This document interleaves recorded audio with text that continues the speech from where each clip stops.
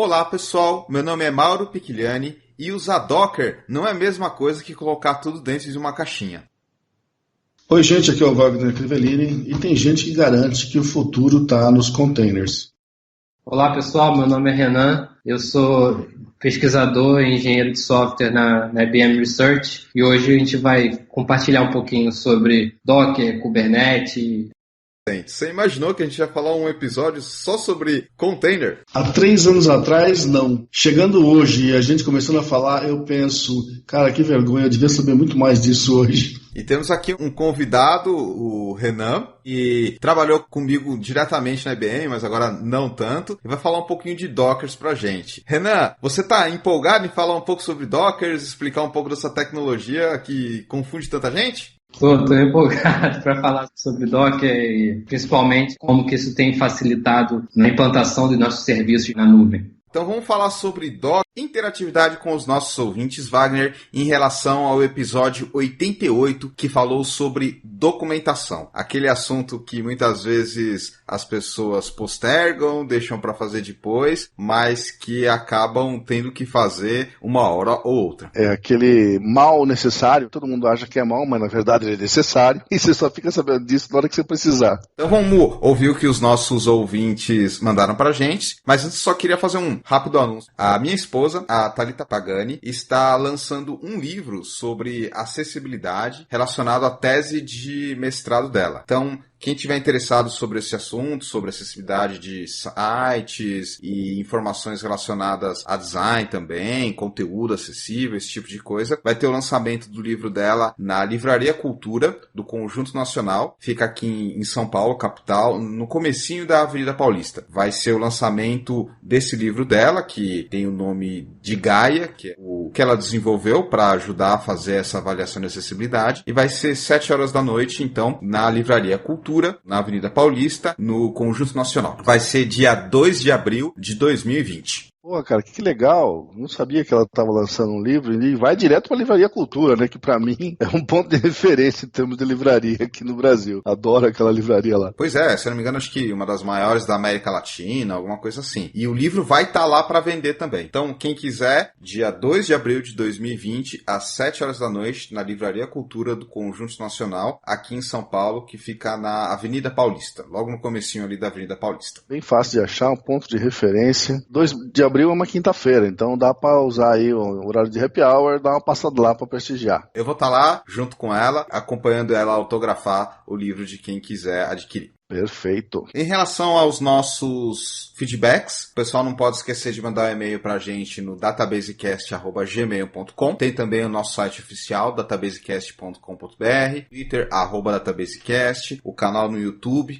youtube.com/databasecast. A gente está sempre aguardando feedback para que a gente saiba onde a gente pode melhorar, o que a gente está fazendo certo, quais temas também vocês gostariam de ouvir aqui no programa. Aquela parte que a gente gosta de ter e sente falta quando o pessoal não interage muito. Mas nesse mês o negócio foi mais legalzinho. Tivemos posts aí de algumas pessoas, algumas delas de comunidade, né, que nem o Anderson Souza de Joinville, o Luiz Vitor França Lima, irmão do Fabrício, lá de Vitória. O Luiz Vitor cobra a gente, eu e você, Mauro, de estarmos no SQL Saturday de Vitória agora em 2020. Eu estive lá no ano passado. Muita gente perguntou de você também. Esse ano já estamos convidados para participar novamente lá. Tivemos também um e-mail de gente que é meio figurinha repetida, tá sempre deixando o seu comentário. Muito obrigado, Claudemar Martins. E ele escreveu o seguinte: trabalho com banco de dados Alabás no mainframe. O sistema funcionou aqui até 31/12/2019. No dia 1º de janeiro de 2020, o sistema começou a dar uns erros de permissão no arquivo temporário. Ninguém sabia o porquê desse erro. Conversando com os colegas de serviço, achamos estranho esse problema ocorrer justo na virada do ano. Daí lembrei que no finalzinho de 2009, 10 anos atrás, foi dado um comando para o sistema um determinado erro. Fui na minha documentação e estava lá o comando, com telas de print e tudo, e no final descobrimos que o comando que demos no final de 2009 cobria até 2019. E a partir daí não se tinha mais permissões em cima dos arquivos temporários. Depois de ver o que poderia acontecer, foi dado o comando para pegar mais permissões para os próximos 80 anos, e aí a documentação salvou o dia. Cara, isso é muito comum, né? É verdade, a gente quando tá desenvolvendo ou tá trabalhando com banco de dados, a gente às vezes toma uma solução ali meio rápida por um prazo determinado e aí pensa que nunca vai chegar lá, ou às vezes faz alguma coisa ali falando, isso nunca vai acontecer e acontece. Então, cara, e veja só, se você vê de novo a história do Claudemar, tem um facilitador enorme aqui, porque foi ele que fez o trabalho em 2009 e ele permaneceu na empresa para salvar o dia em 2019. Se não fosse isso e não houvesse documentação, amigo, já era, né? Era um negócio complicadíssimo. Muitas vezes a documentação salva nós mesmos, eu sempre faço isso, porque senão eu não lembro nem o que eu comi no almoço, e imagina daqui 10 anos que eu vou saber o que eu fiz. Não tem jeito, né? A gente tem que documentar e se salvar e, normalmente, compartilhar esse material todo. A gente não pode confiar só na nossa memória. Ela nos deixa na mão às vezes. Exato. Depois o Fabiano Dornelles falou o seguinte, muito bom episódio sobre documentação, parabéns Mauro e Wagner e convidados. Documentação é essencial, mas o dia a dia muitas empresas não documentam, pois preferem entregar o produto o mais rápido possível. Vocês colocaram muito bem no episódio que no futuro as empresas precisam dessas informações e podem gastar mais tempo e dinheiro para resolver a situação. Isso é para lá de comum. O próprio Ricardo Rezende comentou sobre uma situação dessa que ele estava vivendo em consultoria que ele estava fazendo. O economiza hoje para gastar 10 vezes mais amanhã. É uma matemática que não fecha. A parte de documentação tem um fator economia grande aí, se você for ver bem. Ou seja, investir agora para salvar lá na frente, Wagner. Então, é um ponto de vista que não depende muito de preferência, não depende muito de o que você acha que é certo ou não. Você tem ali o fator econômico e no mundo corporativo você sabe que o fator econômico tem um peso muito grande. Exatamente. O próximo comentário trata desse assunto. O Marcelo estava comentando aqui que ele teve um problema recentemente num processo de ETL muito importante da empresa dele, que foi criado em 2013, mas que lamentavelmente não tinha documentação nenhuma e, em certo momento, começou a falhar. E ele comenta o seguinte, cara, a falta de documentação era tanta que foi muito mais fácil refatorar o processo em algumas noites do que entender o que havia sido criado em 2013. O resultado foi que a ausência de documentação forçou o time a ter um trabalho extra no fim do mês e a empresa a perder uma grana com hora extra de desenvolvimento. Abraço, continue esse excelente trabalho. Cara, isso dá até dó de ouvir, né? É verdade. Tá aí o exemplo prático pelos nossos ouvintes falando que teve um custo grande. Perderam noites, refatorou, hora extra, algo que, a princípio, poderia ser evitado com documentação. E a perda de informação porque o sistema não rodou adequadamente, a pressão em cima dos caras que tiveram que reconstruir esse pacote ETL, os prazos apertados para tudo ter que ser feito, sem o devido teste. Cara, é uma bomba relógio. É um negócio que, para dar erro de novo, não vai custar nada. Cai sempre em cima dos profissionais. O estresse, a pressão, a decepção, tudo cai em cima da gente por causa desse tipo de coisa. No dia a dia é que a gente descobre como é que a documentação faz falta. Em relação aos e-mails, Wagner, a gente recebeu um e-mail muito interessante do José Nelson Cutri. Fala pessoal do DatabaseCast, tudo beleza? De antemão, meus parabéns pelo podcast. Mais um episódio de qualidade inquestionável, seguindo o padrão de vocês. Meu nome é José Nelson, sou programador e a questão da documentação me fez lembrar de um fato engraçado ocorrido em minha carreira há uns 8 anos atrás. Recebi uma demanda para fazer uma alteração em um sistema de um cliente. Tinha 6 horas para fazer essa demanda. A alteração era em visualbasic.net, linguagem que eu tinha conhecimento, mas estava meio enferrujado,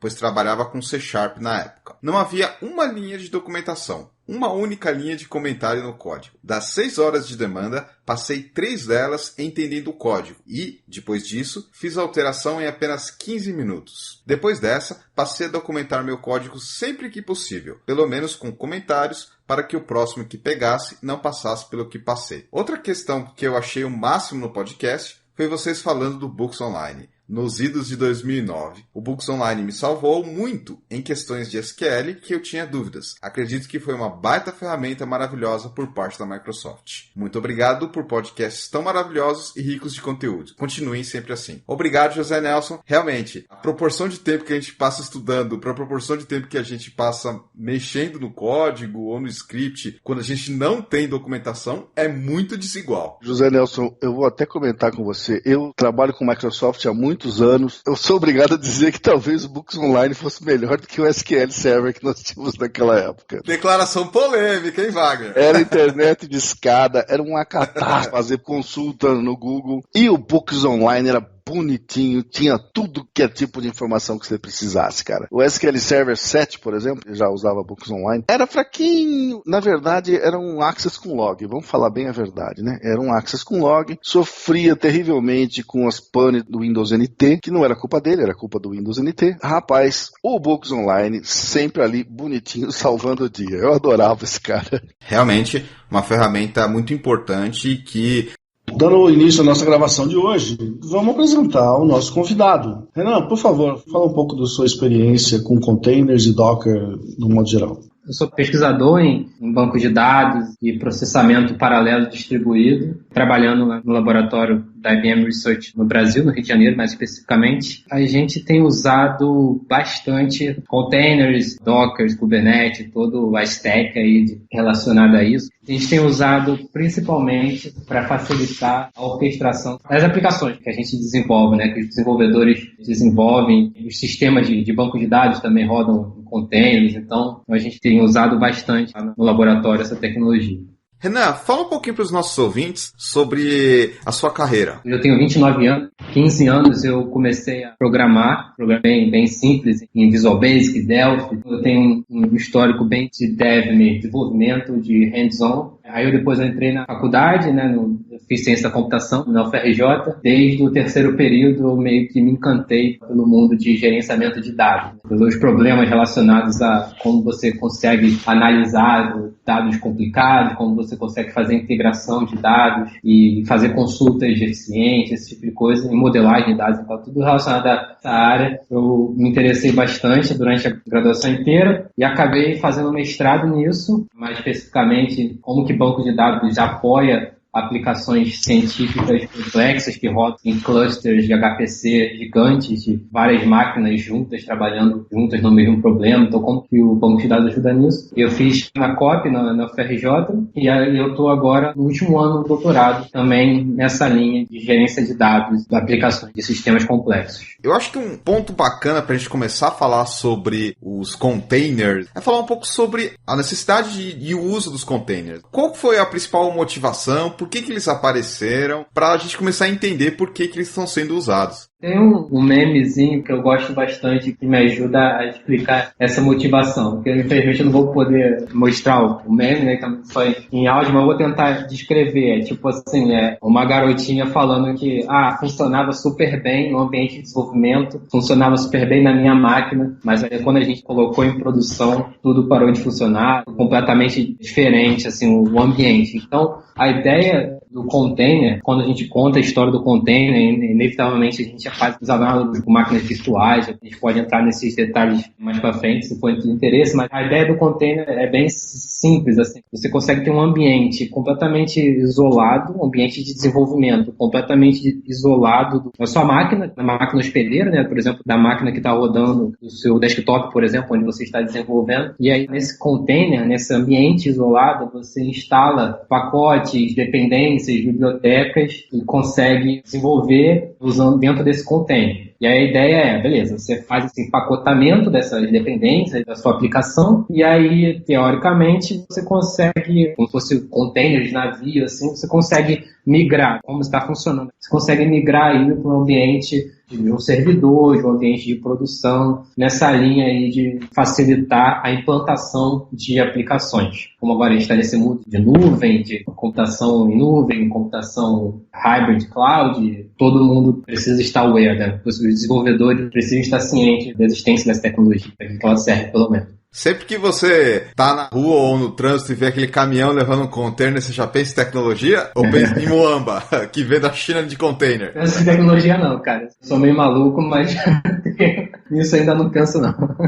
Certamente foram a inspiração. Pois é, realmente. A ideia é essa. O logozinho lá do Docker, que é a fundação da empresa por trás do container hoje, é uma baleiazinha que vai carregando vários containers. Uma das definições que eu ouvi sobre containers, e eu acho que é legal a gente comentar, é aquela ideia de que com o container você vai continuar tendo a sua bagunça de ambiente, só que bem isoladinho do seu outro ambiente que também está bagunçado. É como você separa bem as suas bagunças, se você for pensar bem. Dá para fazer essa analogia. Se a gente for parar para pensar a origem do nome, os containers aí, eles revolucionaram o comércio marítimo, né, cara? Porque num navio que você precisa otimizar o espaço, pegar um caixote gigante e botar um em cima do outro, é a melhor coisa que você podia fazer. Encosta parede com parede e tá resolvido, taca uma outra camada em cima e vai. E você otimiza tudo que tá carregando ali do seu navio, tudo compartimentalizado, né? Um individualizado do outro, e segue o bonde. Você otimizou tudo que você podia ali. Tem várias boas práticas aí, recomendações de como você empacota as suas aplicações. É bom que você tente manter o seu container o mais leve, lightweight possível, assim, você deixar ele minimalista, assim, deixar só o que for realmente necessário para aquela aplicação, para aquele serviço rodar. Tem uma conjunta aí de boas práticas que a gente tenta seguir. Minimalista. Então, você imagina um sistema complexo, posso dar uns exemplos lá que a gente trabalha, mas complexo, que é composto de serviços, diversas aplicações, cara, seria vários containers aí. Então, para conseguir orquestrar essa quantidade gigantesca aí de pacotes de containers, começa a ficar complicado. Que aí começa a entrar o papel, né, do orquestrador de containers, que é o nosso Kubernetes, mas para botar ordem nessa bagunça. Renan, você falou em termos de container leve, e eu acho que é interessante a gente falar para quem está nos ouvindo e não conhece muito, o que pode e o que não pode rodar no container. Sei lá, eu posso instalar Crysis, um jogo dentro do container, de limitação que você tem aí em relação a, por exemplo, um notebook que está aqui na minha mesa.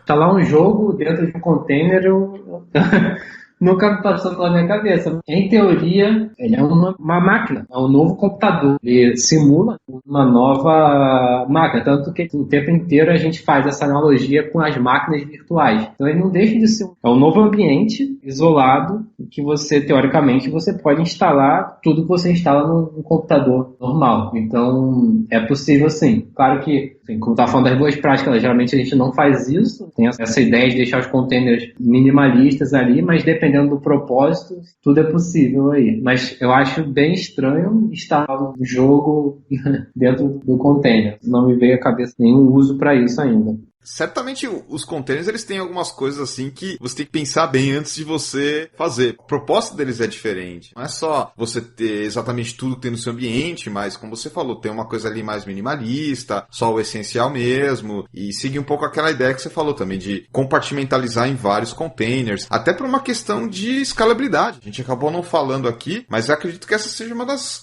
vantagens de usar containers. Isso aí a gente vê claramente quando começa a ter o problema dos vários containers, né? Por exemplo, uma maneira de se pensar esse problema é você tem um servidor de aplicação, Node.js, Flask, Python, sei lá, quando seja lá um servidor Tomcat, Java, sei lá. E se esse servidor começa a ficar extremamente sobrecarregado, ou seja, se você tiver várias requisições concorrentes e simultâneas aí no seu container, no seu serviço, no seu servidor, você pode simplesmente replicar esse container, esse servidor, e aí botar um balanceador de carga em cima desses containers replicados, e aí a carga começa a ser paralelizada e distribuída. Assim, tem várias vantagens de se usar container. Uma delas aí está relacionada à escalabilidade, como você falou, mas também alta disponibilidade, questão de réplica, de novo, replicando dois containers, dois serviços. Se um deles cair por qualquer motivo, o outro estaria ali disponível ainda para ajudar a segurar a barra. E em relação à escalabilidade, eu lembro de um use case, de um caso de uso bem relevante aí em relação ao container, porque na época lá do Pokémon Go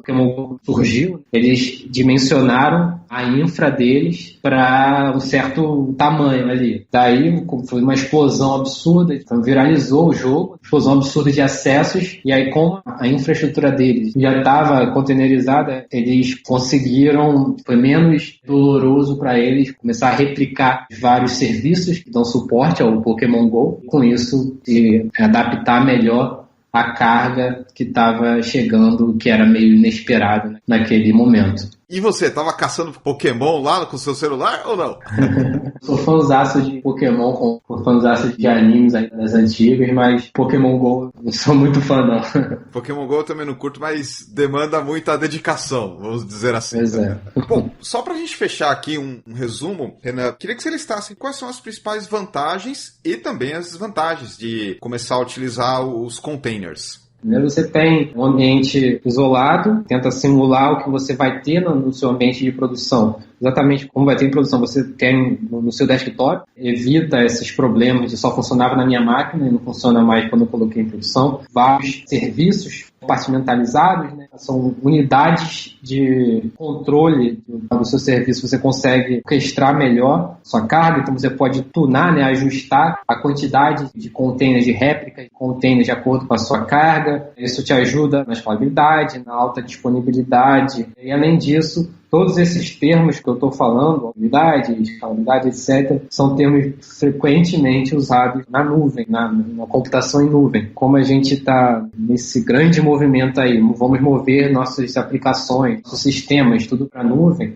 há alguns anos aí cada vez mais forte, o container, Docker, Kubernetes, toda a stack relacionada a isso tem sido o efeito padrão dos desenvolvedores nesse caminho. E tem várias outras vantagens aí também relacionada à segurança. E as desvantagens, Renan? Desvantagem? Não tem desvantagem, não. Não, brincadeira. A desvantagem, de certa forma, é diferente. É um negócio diferente. Uma das coisas que a gente tem, que a gente enfrenta, frequentemente, às vezes, os desenvolvedores, às vezes estão muito super acostumados, aquele desenvolvedor Java lá, super acostumado àquele jeito de se trabalhar. Você chegar para ele com essa ideia que é diferente, que é legal, e vale a pena adotar. Às vezes o cara fica, será mesmo? Vale a pena mesmo? Então, é uma coisa diferente. Tem o overhead, digamos assim, o overhead de você instalar o Docker na sua máquina, tem uma certa curva de aprendizado para você aprender uma coisa nova. Então, todas essas coisas relacionadas ao novo, eu acho super vantagem, mas isso acaba sendo uma barreira de entrada assim, para maior adoção dos desenvolvedores. Eu tenho presenciado isso no nosso dia a dia e eu também ouço outra galera de infra dessa área, do sistema distribuído, também falam coisas parecidas com isso também. Renan, explica para o nosso ouvinte que nunca viu na vida dele um Docker, um Kubernetes,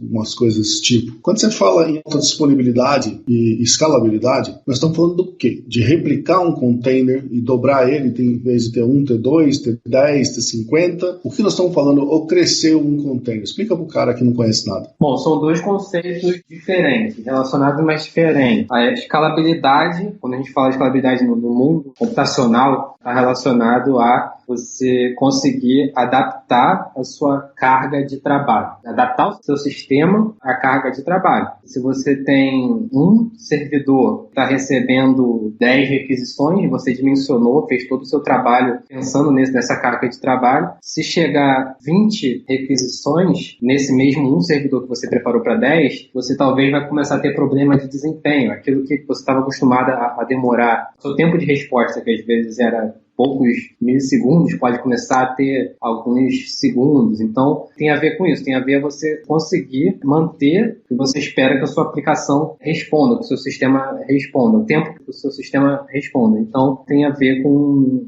isso. Você aumentar as suas unidades de computação para conseguir atender a uma carga que está crescendo. Isso que é escalabilidade. Ainda na escalabilidade, ainda tem dois conceitos diferentes de escalabilidade. Escalabilidade horizontal e vertical. A escalabilidade horizontal tem a ver exatamente com a sua pergunta, que é de réplica. Simplesmente você replica sua aplicação. Dando início à nossa gravação de hoje, vamos apresentar o nosso convidado. Renan, por favor, fala um pouco da sua experiência com containers e Docker no modo geral. Eu sou pesquisador em banco de dados e processamento paralelo distribuído, trabalhando no laboratório da IBM Research no Brasil, no Rio de Janeiro, mais especificamente. A gente tem usado bastante containers, Docker, Kubernetes, todo a stack aí relacionada a isso. A gente tem usado principalmente para facilitar a orquestração das aplicações que a gente desenvolve, né, que os desenvolvedores desenvolvem. Os sistemas de banco de dados também rodam em containers, então a gente tem usado bastante no laboratório essa tecnologia. Renan, fala um pouquinho para os nossos ouvintes sobre a sua carreira. Eu tenho 29 anos, 15 anos eu comecei a programar, programei bem simples em Visual Basic, Delphi. Eu tenho um histórico bem de desenvolvimento, de hands-on. Aí depois eu entrei na faculdade, né, eu fiz ciência da computação na UFRJ. Desde o terceiro período eu meio que me encantei pelo mundo de gerenciamento de dados, pelos problemas relacionados a como você consegue analisar dados complicados, como você consegue fazer integração de dados e fazer consultas eficientes, esse tipo de coisa, e modelagem de dados, então tudo relacionado a essa área. Eu me interessei bastante durante a graduação inteira e acabei fazendo mestrado nisso, mais especificamente como que banco de dados apoia aplicações científicas complexas que rodam em clusters de HPC gigantes, de várias máquinas juntas, trabalhando juntas no mesmo problema. Então, como que o banco de dados ajuda nisso? Eu fiz na COP, na UFRJ, e aí eu estou agora no último ano do doutorado, também nessa linha de gerência de dados, de aplicações de sistemas complexos. Eu acho que um ponto bacana para a gente começar a falar sobre os containers é falar um pouco sobre a necessidade e o uso dos containers. Qual foi a principal motivação? Por que eles apareceram, para a gente começar a entender por que eles estão sendo usados. Tem um memezinho que eu gosto bastante que me ajuda a explicar essa motivação, porque infelizmente eu não vou poder mostrar o meme, né, que foi em áudio, mas eu vou tentar descrever. Tipo assim, uma garotinha falando que funcionava super bem no ambiente de desenvolvimento, funcionava super bem na minha máquina, mas aí quando a gente colocou em produção, tudo parou de funcionar, completamente diferente assim, o ambiente. Então, a ideia do container, quando a gente conta a história do container, inevitavelmente a gente faz os análogos com máquinas virtuais, a gente pode entrar nesses detalhes mais para frente, se for de interesse, mas a ideia do container é bem simples, assim. Você consegue ter um ambiente completamente isolado, um ambiente de desenvolvimento completamente isolado da sua máquina, da máquina hospedeira, né? Por exemplo, da máquina que está rodando o seu desktop, por exemplo, onde você está desenvolvendo. E aí, nesse container, nesse ambiente isolado, você instala pacotes, dependências, bibliotecas e consegue desenvolver usando dentro desse container. E aí a ideia é, beleza, você faz esse empacotamento dessas dependências da sua aplicação e aí, teoricamente, você consegue, como se fosse container de navio, assim, você consegue migrar, como está funcionando. Você consegue migrar aí para um ambiente de um servidor, de um ambiente de produção, nessa linha aí de facilitar a implantação de aplicações. Como agora a gente está nesse mundo de nuvem, de computação em nuvem, computação hybrid cloud, todo mundo precisa estar aware, né? Os desenvolvedores precisam estar cientes da existência dessa tecnologia, para que ela serve pelo menos. Sempre que você tá na rua ou no trânsito e vê aquele caminhão levando um container, você já pensa em tecnologia? Ou pensa em Muamba, que vem da China de container? Não penso em tecnologia não, cara. Sou meio maluco, mas nisso ainda não penso não. Certamente foram a inspiração. Pois é, realmente. A ideia é essa. O logozinho lá do Docker, que é a fundação da empresa por trás do container hoje, é uma baleiazinha que vai carregando vários containers. Uma das definições que eu ouvi sobre containers, e eu acho que é legal a gente comentar, é aquela ideia de que com o container você vai continuar tendo a sua bagunça de ambiente, só que bem isoladinho do seu outro ambiente que também está bagunçado. É como você separa bem as suas bagunças, se você for pensar bem. Dá para fazer essa analogia. Se a gente for parar para pensar a origem do nome, os containers aí, eles revolucionaram o comércio marítimo, né, cara? Porque num navio que você precisa otimizar o espaço, pegar um caixote gigante e botar um em cima do outro, é a melhor coisa que você podia fazer. Encosta parede com parede e tá resolvido, taca uma outra camada em cima e vai. E você otimiza tudo que tá carregando ali do seu navio, tudo compartimentalizado, né? Um individualizado do outro, e segue o bonde. Você otimizou tudo que você podia ali. Tem várias boas práticas aí, recomendações de como você empacota as suas aplicações. É bom que você tente manter o seu container o mais leve, lightweight possível, assim, você deixar ele minimalista, assim, deixar só o que for realmente necessário para aquela aplicação, para aquele serviço rodar. Tem uma conjunta aí de boas práticas que a gente tenta seguir. Minimalista. Então, você imagina um sistema complexo Posso dar uns exemplos lá que a gente trabalha, mas complexo, que é composto de serviços, diversas aplicações, cara, seria vários containers aí. Então, para conseguir orquestrar essa quantidade gigantesca aí de pacotes de containers, começa a ficar complicado. Que aí começa a entrar o papel, né, do orquestrador de containers, que é o nosso Kubernetes, mas para botar ordem nessa bagunça. Renan, você falou em termos de container leve, e eu acho que é interessante a gente falar para quem está nos ouvindo e não conhece muito, o que pode e o que não pode rodar no container. Sei lá, eu posso instalar Crysis, um jogo dentro do container, de limitação que você tem aí em relação a, por exemplo, um notebook que está aqui na minha mesa.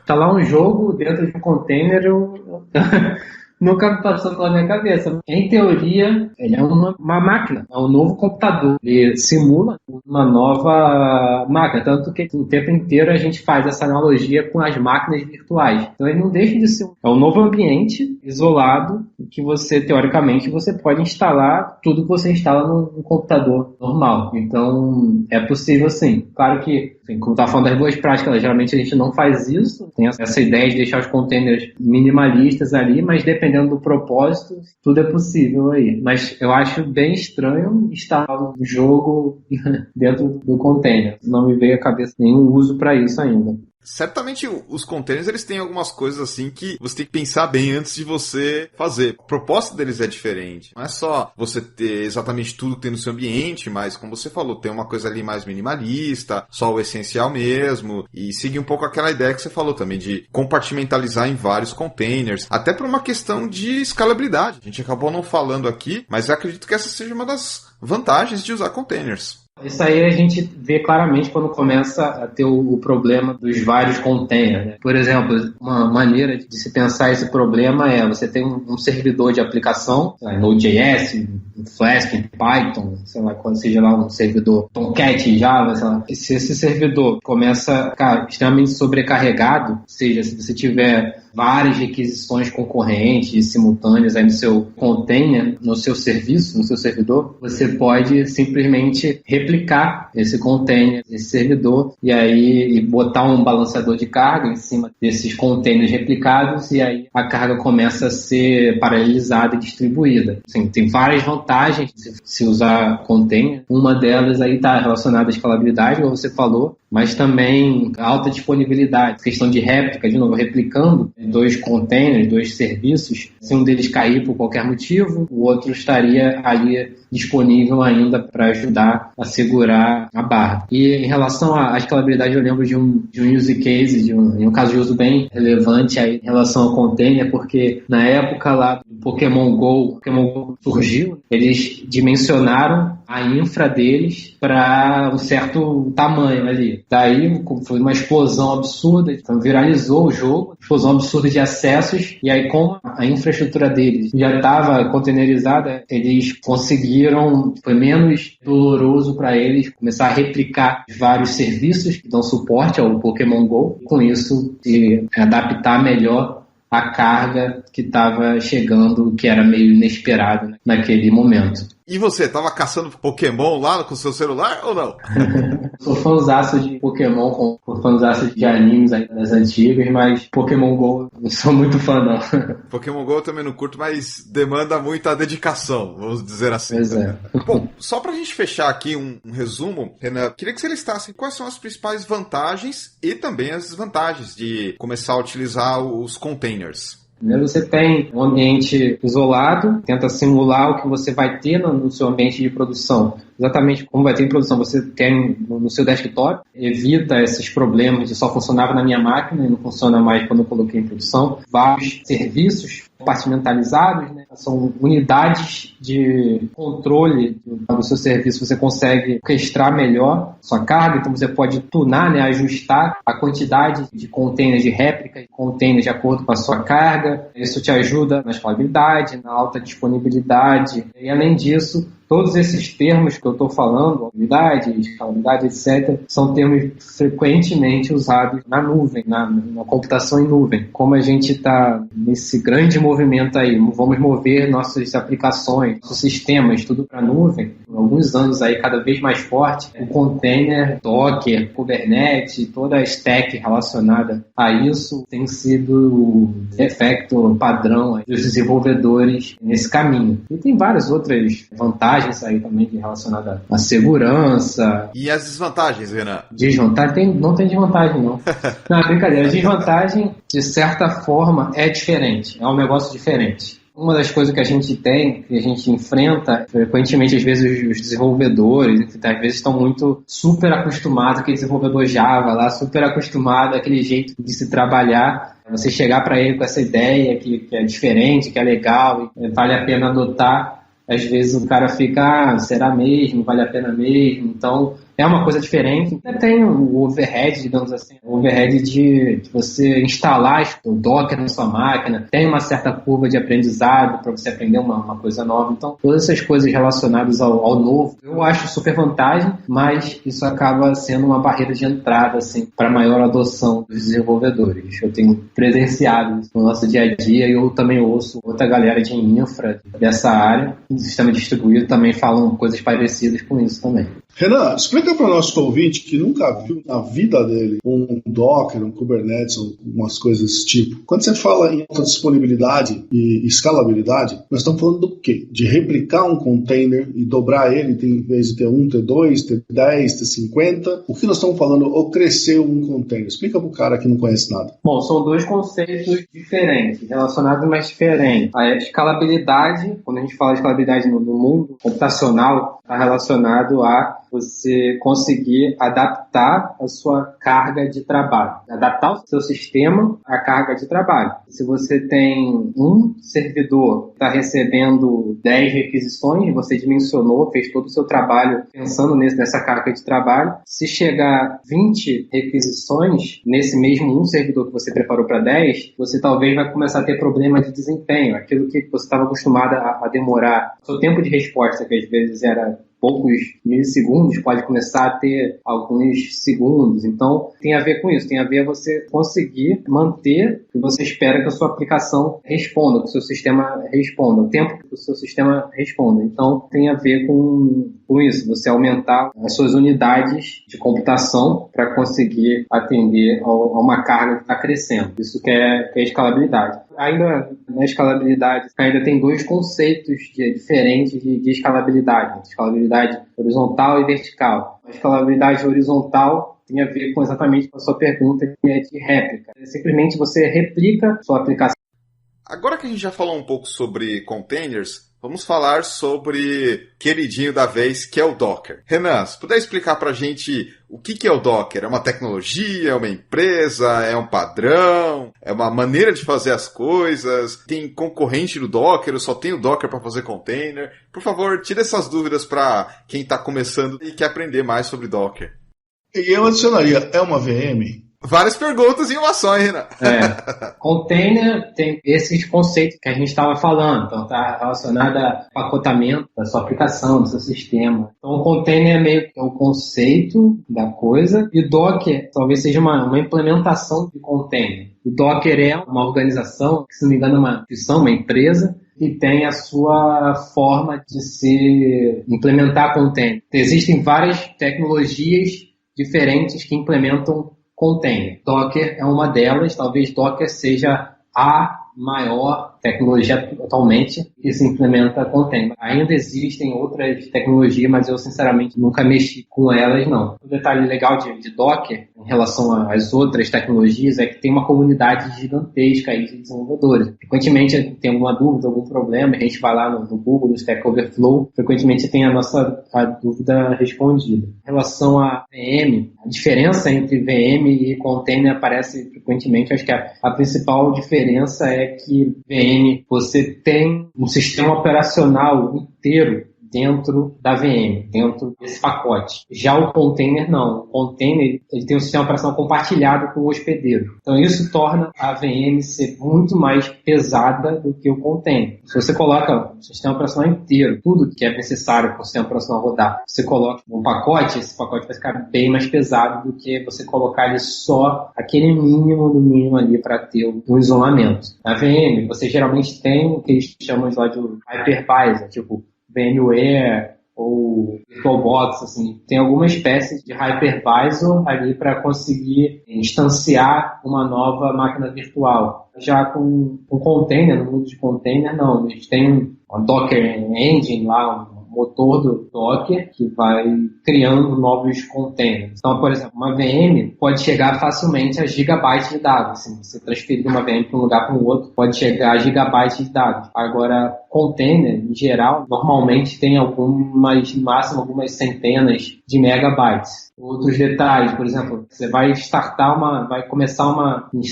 máquina virtual nova. O tempo do provisionamento ali dos recursos computacionais por baixo é considerável, talvez demore alguns minutos. Já o container não, você só dá um Docker Run, você já está rodando ali em alguns segundos, já está rodando. Então tem essas grandes diferenças, principalmente em relação a leve e pesado do container virtual machine. Um ponto que você citou, Renan, foi a comunidade. E eu acho que vale a pena lembrar que praticamente todo esse ecossistema de containers, em particular com Docker, ele é todo open source, todo baseado em tecnologias livres. Ou seja, a princípio você não teria custo com software. E o custo que você teria seria onde rodar esse container, na nuvem, coisas desse tipo. Correto, sim, isso é muito verdade mesmo. Só que tem algumas exceções, assim, né? Tipo, em termos de IBM aí agora, com a aquisição da Red Hat aí, uma das coisas que a gente tem visto é o OpenShift. Esse OpenShift, ele tem várias features super legais em cima do Kubernetes. Então, o Kubernetes, ele controla Docker. O OpenShift, ele adiciona várias features interessantes em cima do Kubernetes e além de facilitar ainda mais o uso do Kubernetes. Eu, sinceramente, acho o uso do Kubernetes assim, não muito complicado. Tem uma certa curva de aprendizado, mas depois que você se acostuma, vai de boa. O OpenShift aí está se mostrando ser ainda mais fácil, pensando mesmo no sysadmin, no desenvolvedor também, assim, para conseguir, enfim, acelerar o desenvolvimento. Nesse caso do OpenShift, você meio que paga um pouco mais por esses features extras, essas características extras aí que você coloca por cima do Kubernetes. Mas você está certo em relação à comunidade. Kubernetes é bem forte, a comunidade Docker também, e esses dois, especialmente, são livres de open source, livre de custo, etc. Você só paga mesmo pelo hardware onde você vai rodar. Ainda falando sobre a comunidade, uma coisa que eu gostei bastante quando eu comecei a ver o uso de Docker foi a possibilidade de você ter um repositório com vários Dockers prontos, aí você consegue instanciar, e isso facilita bastante. Por exemplo, amanhã você quer trabalhar com, sei lá, Data Science, precisa ter um TensorFlow versão tal, com um monte de pacote instalado. Beleza, tem um Docker lá no repositório pronto que você baixa. Amanhã depois você precisa trabalhar com Java, um JDK específico, num sistema operacional mais antigo, tem outro Docker lá. Então, eu acho que isso é bem bacana e ajuda bastante os passos iniciais de um projeto. Você não gasta mais tanto tempo fazendo esse setup. E essa comunidade, eu esqueci o nome agora, que tem todos esses containers já prontos, é uma mão na roda. Não sei se já te ajudou bastante, mas eu senti que economizou um bom tempo, Renan. Não, isso é muito legal mesmo, você falou. Provavelmente você está falando do Docker Hub. Isso, Docker Hub, isso. É uma espécie de GitHub, mas só que de imagem Docker. Eu acho que a gente não mencionou em momento ainda aqui que é uma imagem Docker. É uma ideia, mais ou menos, de uma imagem de VM, o pessoal que já está mais acostumado. Uma analogia seria você tirar uma foto do como que está agora o seu container, o seu Docker. Pegar essa foto e poder colocar ela nesse Docker Hub e poder depois fazer um Docker Pool, né? O pessoal está acostumado com Git Pool, fazer um Docker Pool de onde você quiser, seja do seu desktop ou seja de um outro servidor, onde você está instalando software e tudo mais. De fato, o Docker Hub assim, é sensacional. Eu uso bastante, tanto para as coisas do doutorado, então a gente coloca as coisas no Docker Hub para facilitar, baixar, conseguir usar. A gente roda tanto no desktop quanto no cluster de alto desempenho. facilita muito, já deixando algumas coisas já instaladas, facilita bastante esse processo. As coisas já estão baixadas, né? Primeiro você já deixa lá todas as suas bibliotecas já baixadas, então você economiza também no tempo de ficar baixando biblioteca por biblioteca. E você pode também já deixar o software já compilado, já instalado dentro do container, então facilita também nessa etapa de compilar um programa tipo C e tal. Uma coisa que eu uso frequentemente, às vezes é bem chatinho você configurar, instalar do zero um sistema de banco de dados, sei lá, um Postgres, um SQL, um MongoDB, pode ser bem chatinho. Então, se você escrever lá no Google Docker Hub, MongoDB, Docker Hub, Postgres, certamente já tem uma imagem de Docker prontinha para você fazer algumas configurações ali específicas, tipo sua senha, usuário e tal. Já está tudo já instalado, então facilita bastante para você rodar isso num servidor, instalar isso num servidor, por exemplo. Claro que no seu desktop você pode baixar a versão mais amigável, tá? Mas na hora quando você vai instalar isso no servidor, várias vezes você não tem essa opção de interface, então facilita muito você já ter as coisas já previamente organizadas, instaladas para conseguir acelerar aí esse setup, né? A parte inicial, começar a desenvolver um software, um sistema, às vezes é bem chatinho, assim, o setup é bem chatinho e o Docker certamente, o Docker Hub também, certamente ajuda muito nessa setup. Eu dei uma pesquisada no Docker Hub aqui e vi coisa pra caramba, né? Muitas distribuições Linux, muito banco de dados, ou seja, bastante coisa já pronta mesmo para você fazer lá o pool, como você falou, e já sair subindo ele e não ter que se preocupar tanto com esse tempo inicial de setup. Mas muitos dos containers têm algum acesso remoto, no caso aí da maioria deles, acredito que deve ter um acesso via SSH, mas talvez algum deles até tenha um VNC para você acessar via interface gráfica remoto.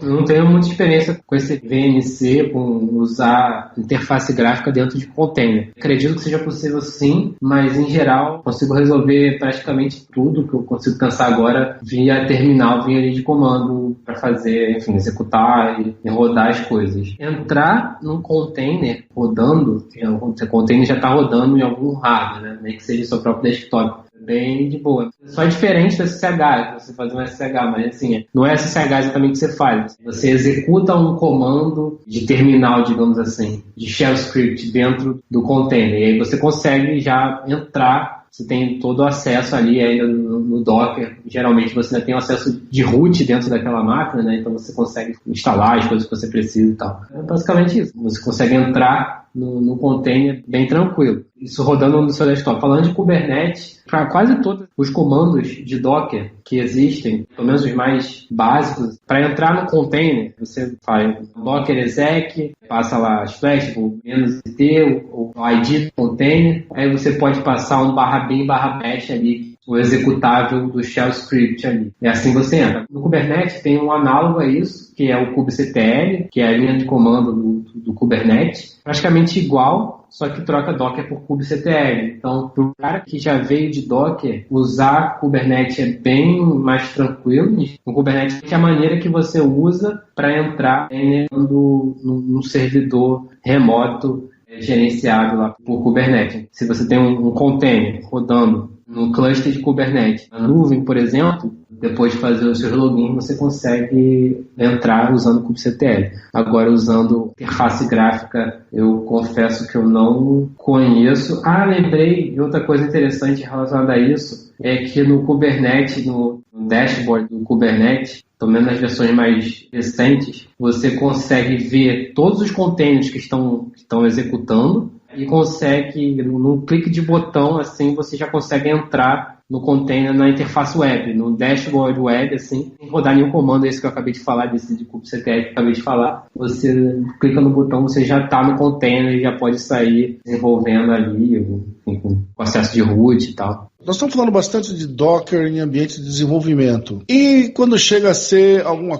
coisa produtiva. Como é que a gente lida com isso? Qual seria a recomendação a respeito? É para usar, com certeza. A ideia é essa, você diminuir o gap entre o ambiente de desenvolvimento e o ambiente de produção. Uma das principais motivações que eu falei no início lá para usar Docker é essa, você conseguir simular o seu ambiente de desenvolvimento. O Docker, mais especificamente o Kubernetes, ou uma versão tipo, enfim, uma outra distribuição proprietária do Kubernetes, roda em produção, com certeza. A gente faz isso nos nossos sistemas. Nossos sistemas estão containerizados, então a gente tem um ambiente de desenvolvimento onde os desenvolvedores desenvolvem tudo já containerizado, e aí, dependendo da política, subir o sistema de desenvolvimento depois de teste, homologação, etc., subir para a produção também está toda containerizada com o ambiente mais parecido possível com o desenvolvimento, no sentido de infraestrutura. Claro que, geralmente, de produção, você coloca mais recurso computacional, você coloca mais poder ali de computação, né? Porque você espera que vai ter mais usuário. Renan, vamos supor que eu estou em produção com o meu container, então para fazer um escalonamento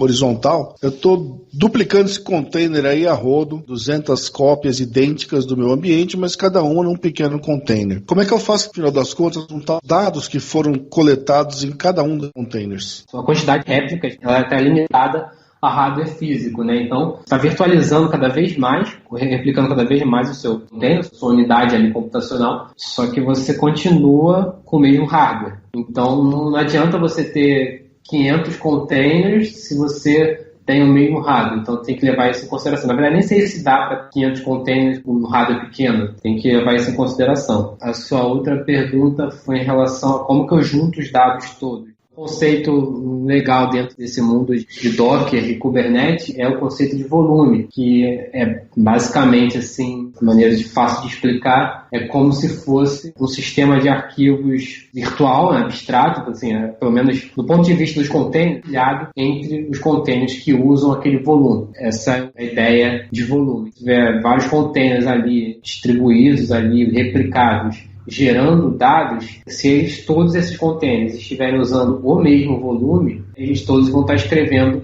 no mesmo sistema de arquivos, e aí você pode fazer o seu processo ali de agregar os dados. Perfeito. Então, por exemplo, quando eu estou criando minha imagem de cada instância SQL, de cada container, no fim das contas eu posso estar gravando isso tudo no mesmo arquivo final, na unidade compartilhada. Isso, exatamente. O nome disso é volume. Essa unidade compartilhada ali. É isso aí. Vamos fazer aquela pergunta que muitos ouvintes devem estar se fazendo. Banco de dados roda bem no container? Bom, se não rodar, a gente está ferrado, porque todos os nossos SGBDs, todo o nosso sistema de gerência de banco rodam em container. Em produção, está tudo rodando em container. Está funcionando bem, por vários motivos. Tanto a questão que eu falei, é mais fácil de você instalar mesmo o SGBD, tanto na questão de desempenho, levando em consideração o DVD que usa o disco, com frequência e tal. Então, se você faz uma instalação considerando isso, então você tem que pensar nisso. Se o seu sistema é muito transacional, faz muitas consultas discritas frequentes, muitos acessos ao disco frequente, tem que considerar que o seu disco ele tem que ser um disco de bom desempenho, talvez um SSD, alguma coisa desse tipo. Então, você tem que ter ciência qual é o hardware, qual é a rede de interconexão entre o seu SGBD com o disco. Estando ciente dessas coisas todas, o Docker e o Kubernetes principalmente ali, vai te dar o auxílio a usar isso sim em produção para ter bom desempenho.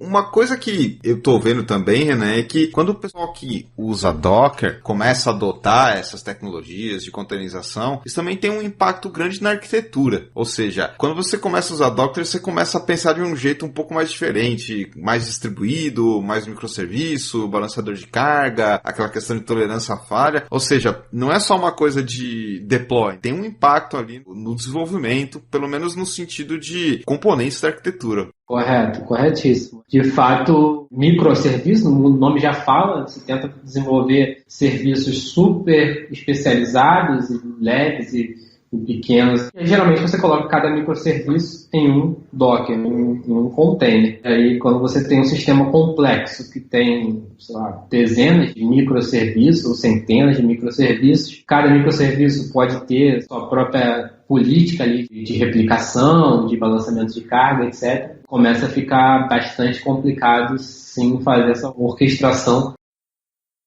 O uso de containers é relativamente recente, mas mesmo assim a gente acaba já tendo alguns cases, algumas histórias, alguns cenários onde ele está sendo usado com sucesso. E eu vou começar aqui com o Renan pedindo para ele falar algum case, alguma história, algum cenário real onde os containers foram utilizados com sucesso ou com falha. História de fracasso também vale a pena ser comentada para que a gente tenha lições aprendidas. Não, eu já dei alguns cases interessantes aí do caso do Pokémon GO. Agora, perto de mim mesmo, assim, a gente trabalhou muito, eu estava nesse projeto também, né? Eu considero um caso de sucesso que, assim, resolveu um problema que a gente tinha, uma certa demanda que a gente tinha, que estava justamente relacionado a você manter um tempo de resposta baixo. A gente estava focado em desenvolver uma tecnologia de chatbot. A experiência do usuário ali, se você estivesse conversando com um chatbot, não seria legal dele ficar demorando muito para responder. E aí, o nosso sistema, se tinha, sei lá, não lembro exatamente o número, pode ser 100 mil, não sei, não lembro o número, mas se tivéssemos, 10 usuários conversando em paralelo, né, em vários lugares do mundo, conversando com o mesmo chatbot, o sistema demorava milissegundos para responder para o usuário. Literalmente responder mesmo. O usuário falava oi, o chatbot ia lá e respondia: oi, tudo bem? Quando a gente queria escalar isso para uma grande quantidade de usuários conversando com esse mesmo chatbot, de conversar de forma individual com cada usuário, né? Cada chatbot conversa de forma individual com cada usuário, mas só que para o sistema, não. No sistema tem milhares, milhões de usuários conversando, no fundo, fisicamente falando, o mesmo chatbot. Então, começava a ter problema de desempenho. Então, começava a ter alguns gargalos ali. Como é que a gente resolveu? O sistema de chatbot, como um todo, ele tinha um serviço de processamento de linguagem natural, microserviços de regras de controle de quando que o bot deve falar com o usuário. É um sistema complexo, composto em diversos microserviços, só que todos eles estavam containerizados. E graças a isso, no Kubernetes, né, na cloud da IBM. Então, graças a isso, a gente conseguiu replicar, fazer uma escalabilidade horizontal nesse caso aí, replicar os containers e colocar um balanceador de carga em cima desses containers para conseguir manter um tempo de resposta interativo, que a gente considera interativo com o usuário. Isso foi um caso super interessante.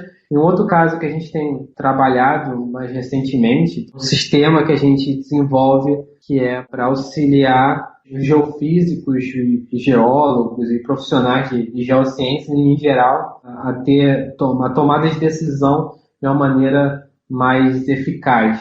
Tomar decisão porque eles precisam fazer análise de solo, de rocha, porque dependendo do tipo de rocha, dependendo do que eles estão analisando, pode conter petróleo, pode conter gás, coisa de extremo interesse, de extremo valor. Só que é uma quantidade tão grande de processos que precisam ser feitos ali, uma quantidade absurda de dados que precisa analisar e cruzar para conseguir você realmente chegar à conclusão de isso aqui tem potencial para ter óleo, potencial para ter gás. Nossa abordagem lá foi quebrar esse sistema em vários microserviços e, de novo, esses vários microserviços rodam em um ambiente de containers. Enfim, tem vários sistemas de bancos de dados também diferentes, NoSQL de documentos, NoSQL de grafo, enfim, tem vários sistemas de banco de dados para conseguir cruzar esses dados, essas informações e mostrar numa interface gráfica para um usuário que não é de computação, né, um usuário um geólogo e tal, para conseguir fazer essa decisão. Em nosso caso, em relação ao container, ele facilitou o nosso dia a dia do desenvolvimento, porque imagina um sistema gigante com várias equipes de desenvolvimento e tal envolvidas. Nesse caso especificamente são pesquisadores, assim, às vezes o pesquisador está muito mais preocupado em avançar no estado da arte da ciência da computação ou em alguma outra ciência do que em boas práticas de desenvolvimento em si. Acaba que o container ajuda um pouco nessa questão cultural dos pesquisadores, porque, enfim, facilita a questão da implantação dos serviços que eles estão desenvolvendo. Então, eles conseguem ali, no seu próprio desktop, ali na sua própria máquina, de forma completamente isolada do resto, Eles conseguem desenvolver e aí depois conseguem reintegrar esse serviço, esse container, com o restante do sistema. Fica uma coisa um pouco mais fácil de integrar. Então, a dificuldade nesse caso, que o container nos ajudou, foi na integração dos microserviços desenvolvidos por várias equipes diferentes. Eu também considero isso um caso de sucesso. Você tem alguns números de quantos microserviços tinha, quantos containers, só para a gente ter uma ideia de grandeza? Tenta lembrar. Se eu não me engano, a gente tinha até 200 containers. A gente chegou ao número de 200 containers que a gente conseguiu rodar no nosso cluster que a gente tem na nossa cloud aqui interna da VM. A gente conseguiu levantar lá 200 containers, só que eram 200 containers bem pequenininhos. Conseguiu orquestrar bem esses 200 containers. Nesse outro projeto que eu estava falando de óleo e gás, geologia e tal, a quantidade de microserviços não é tanta assim como eu coloquei. São microserviços extremamente especializados. Então tem um monte de dependências super específicas da indústria de óleo e gás. Um outro tipo de complexidade nesse dos chatbots a complexidade era tentar manter o tempo de resposta baixo para os usuários conversando com o chatbot. Lá nesse é conseguir colocar ordem na casa nesse monte de microserviços extremamente especializados e um muito diferente do outro. Eu não tenho case ou história de sucesso com os containers, conheço relativamente pouco dessa tecnologia, mas uma recomendação que passo para quem está começando a trabalhar com essa tecnologia é tomar um pouco de cuidado com alguns conceitos, porque quando eu fui começar a aprender sobre container, eu estava com aquele mindset, aquela cabeça muito de máquina virtual, sabe? Então demorou um pouco para mim entender que não é a mesma coisa, mas é relacionado, e eu acho que isso é uma dica legal, uma recomendação bacana. Não ficar muito com aquela cabeça de máquina virtual não. É um pouco diferente, tem alguns pontos em comum, mas são certas coisas diferentes. E também colocar a mão na massa. Eu acho que quando a gente trabalhar com um container, nada substitui a experiência de você baixar na sua máquina, instalar, ver rodar e sentir ali bem próximo de você a coisa funcionando. Tem muita analogia com VM, deixa de ser uma virtualização também, um container. É bem diferente, assim. Principalmente o objetivo do container é ser minimalista, ser lightweight e tal. É bem diferente. E é importante, sim, manter esse mindset. Você vai distribuir mais a sua aplicação. Legal ter isso em mente. Em relação à experiência, inegável que por aí. Mais do que só baixar e brincar, é assim, partir da liderança técnica, perceber, cair a ficha de que isso pode ser um game changer no seu processo de desenvolver, no seu ciclo de vida aí do desenvolvimento de software, assim, do sistema. Tem que cair a ficha da liderança técnica, é a tendência, tá todo mundo migrando para a nuvem ela roda em cima de container, ela roda em cima de Kubernetes, coisas semelhantes. Tem que partir da liderança técnica e falar para o pessoal usar para sentir na prática, no dia a dia, na experiência profissional, assim, ou não só profissional, mas no dia a dia perceber o quanto que essa tecnologia faz diferença e está aí para facilitar. E você, Wagner, tem alguma experiência, alguma recomendação, dica para quem quer trabalhar com container? Não sei se você tem alguma experiência com container ou não. Então, a minha experiência é quase zero relacionada a container. Eu participei de um projeto envolvendo microserviços que um cliente ia migrar a plataforma dele que estava numa nuvem concorrente para a nossa nuvem, mas a minha participação no projeto foi apenas dar sugestões de serviços de dados apropriados ao ambiente dele, que na verdade era uma nuvem híbrida. Tinha a nuvem lá fora e ele tinha uma máquina local que fazia a mesma coisa que a nuvem faria. Então, praticamente o container não passou pela minha frente ali. Mas o que eu vejo na ideia do container? Eu estou num momento, passando por uma transição na minha carreira, em que eu estou deixando praticamente de ser DBA e estou tentando entrar numa carreira de Data Engineer. A empresa espera que a nossa equipe faça isso. Então a gente está sendo exposto a um monte de coisas novas e que a gente tem que se adaptar. Uma delas é o tal do container, por uma simples razão. Container é um treco que está intimamente ligado com o tal do IoT. E a ideia é muito legal. Você imagina que que você pode ter um containerzinho que eu chamaria uma VM extra diet, né? Um negócio bem pequenininho, mínimo para poder trabalhar no IoT. Eu tenho em cada sensor, digamos, sensor de luz, de cada poste de luz, digamos que eu tenho um sensor que vai coletar dados e ele roda junto com um container e eu consigo fazer um gerenciamento melhor dos gastos com energia pública e coisas do gênero. A ideia toda vai passar pelo container. Então, eu estou me condicionando a aprender isso. Comecei a estudar coisas, vamos dizer assim, em volta do assunto. Pretendo chegar no container aqui em breve, mas uma das coisas que passa pelo nosso trabalho, que nós vamos ser obrigados a aprender para ser data engineer de verdade, é voltar a programar um pouquinho. A gente abandonou isso. A maioria dos colegas que tem no trabalho também abandonaram. E agora você está tendo que voltar, mano. Aprender um pouquinho de Python, aprender um pouquinho de .NET, ver como é que isso aí vai funcionar com container, como é que faz esse negócio funcionar em conjunto com vários pequenos containers rodando, onde é que entra o Kubernetes nessa ideia. Então, amigo, é uma transição que eu imagino que não tem mais volta. Até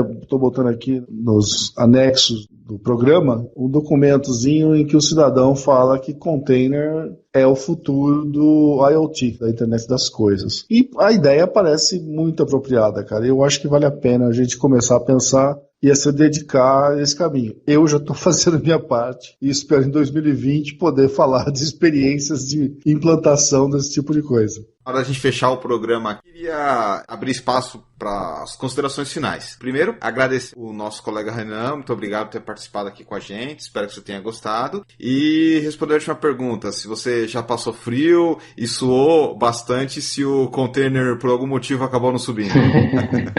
Queria primeiro agradecer o convite do Mauro, do Wagner, porque geralmente eu tenho estado muito de research, pesquisa, que é muito legal essa troca com um pouco do mundo além de pesquisa, conversas estão bem interessantes, muito acostumado, não estou muito ligado nesses negócios de podcast e tal, então achei bem divertido o formato, obrigado aí pelo convite para fazer parte disso. Mas em relação a passar perrengue aí com container, isso é o dia a dia, sempre passa um perrengue aí com container. Você falou da parte bonita da coisa, como eu falei lá, que levantou 200 containers no nosso cluster, para conseguir colocar os 200 containers de pé, assim, realmente funcionando, foi dureza, porque sempre tinha um que travava, sempre tinha um que, enfim, com alguns problemas, no nível ainda mais baixo ainda, que travava, que às vezes não levantava, a gente tinha que forçar a deleção dele, enfim, tinha mais gambiarras dessas que a gente se vê obrigado de fazer. O container simplesmente não está travado, não entra, você não consegue entrar, não consegue deletar de uma maneira amigável, de uma maneira normal, enfim, acontece essas coisas. E de considerações finais aí, de recomendações, o futuro é migrar para cloud. A cloud está cada vez mais forte, eu acredito que cada vez menos a gente vai ter servidores ou aplicações monolíticas gigantescas ou servidores desktops, assim, de servidores individuais. Cada vez mais a gente vai ter um mundo as a service,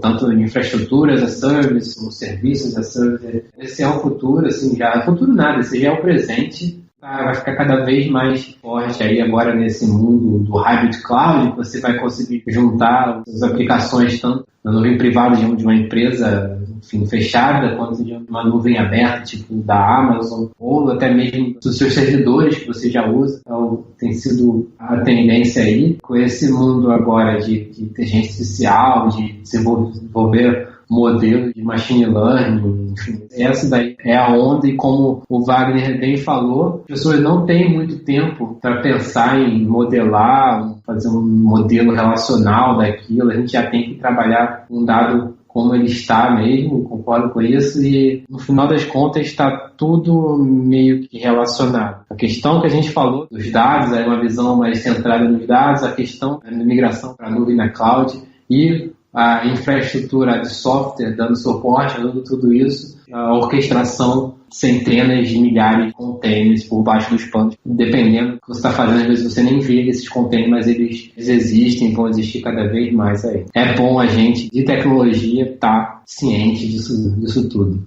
Obrigado, Renan. Wagner, suas considerações finais em relação a esse programa? É o seguinte, se você pega a sua listinha onde você marcou as tecnologias que você vai estudar nesse ano e acrescenta mais um item, amigo. Container. Você vai precisar disso para um monte de coisa num futuro próximo, então vale a pena dar uma olhada. Se não vai usar de imediato, pelo menos você sabe que existe e aparecer um projeto. Você pode dar um pitaco positivo e acrescentar alguma coisa aí no projeto da sua empresa. E boa sorte. Minhas considerações finais, queria destacar que container é uma daquelas tecnologias que, pelo menos eu já venho ouvindo há algum tempo, começou pequenininho, a gente ouve falar, uma daquelas coisas que a gente fica de canto de olho assim, esperando para ver se vai vingar ou não, e acabou vingando. Hoje em dia, container